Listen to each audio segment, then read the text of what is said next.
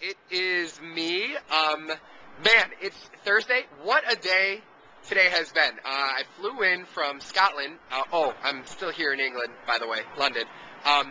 Early in the morning, slept, had to get up just a couple hours later because I had a big speaking event downtown London today. And then after that, I got to meet with and speak to a bunch of, well, not a bunch, but two very important gay Christian groups here in the UK. One of them is called Changing Attitudes. I will link that on my blog. Colin is the director of that. And the other one is right here. Hello. And so we're going to do a little interview. This is Jeremy Marks, and let us talk. So, hey, thank you so much for taking time and hanging out and talking. And so I just wanted to really give the audience an overview of what Courage is, what you guys do, and if you want to throw in a little bit about your story as well, to give some background, that would be wonderful. Okay, Andrew, well, thank you very much. It's lovely to be able to speak to you. Well, Courage, in essence, used to be an ex-gay ministry, and it began in about February 1988, in fact, 22 years ago almost.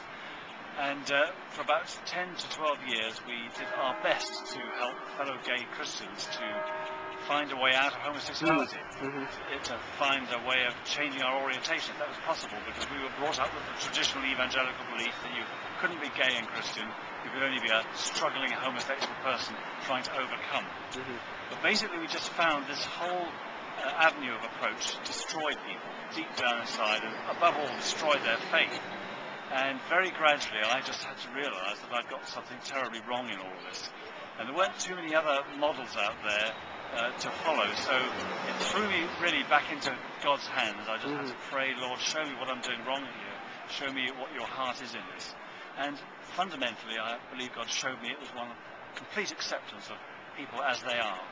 And okay, we've still got to work out how to live a Christian life as a gay Christian, but we came to the point where we wanted just to affirm people as they are and say the most important thing about your life is that you're following Jesus, that you find your hope and your confidence in him, and you stop worrying about your sexuality.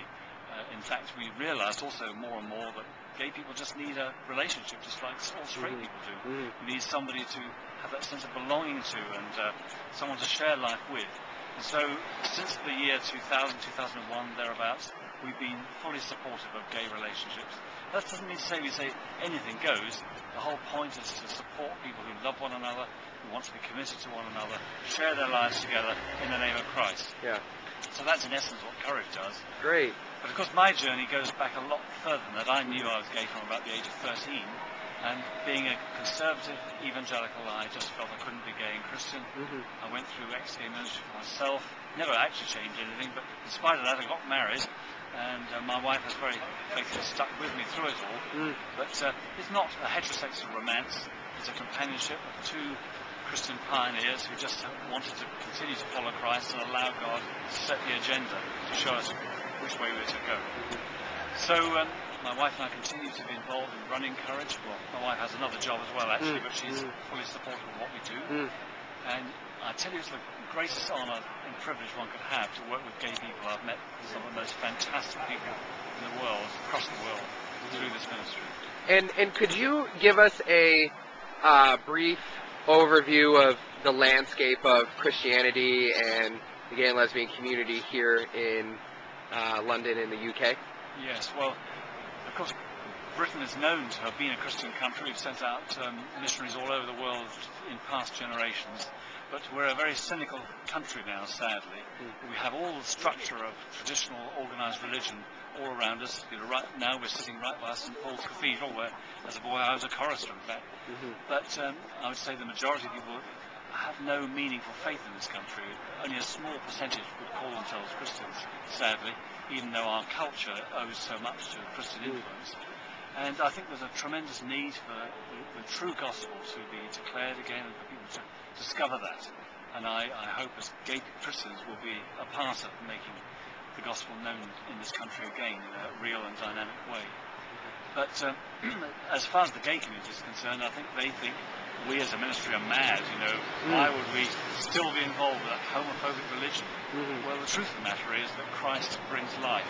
Brought life to me and to many people involved with courage, and I just feel that life is going to break out to many, many more gay people when they realise that there isn't a threat to them from the Christian religion, not from the founder Jesus Christ, that they can be fully themselves and rejoice in who they are and see their gayness as a gift of God, something to feel good about. Yeah. And do you think there is a vocal opposition, or is it more just like, hey, I don't want to talk about it, or we're going to sweep it under the rug, or where do you see that? Yes, I think many people in the traditional churches just wish to ignore the whole issue, and they've very effectively ignored me completely. Nobody ever corresponds with us or gets in touch with us. We don't have much relationship except very occasional listening groups where I've been invited to attend. So we just have to plod on and get on with our Christian lives and get on with our Christian fellowship and supporting one another as best as we can. But God does give all sorts of opportunities to speak to people. Just meeting you today, for instance. Yeah. Great. Yeah. Amen. All right. Well, thank you so much. Appreciate it, Jeremy. Great to meet you, man. All right. Thank you.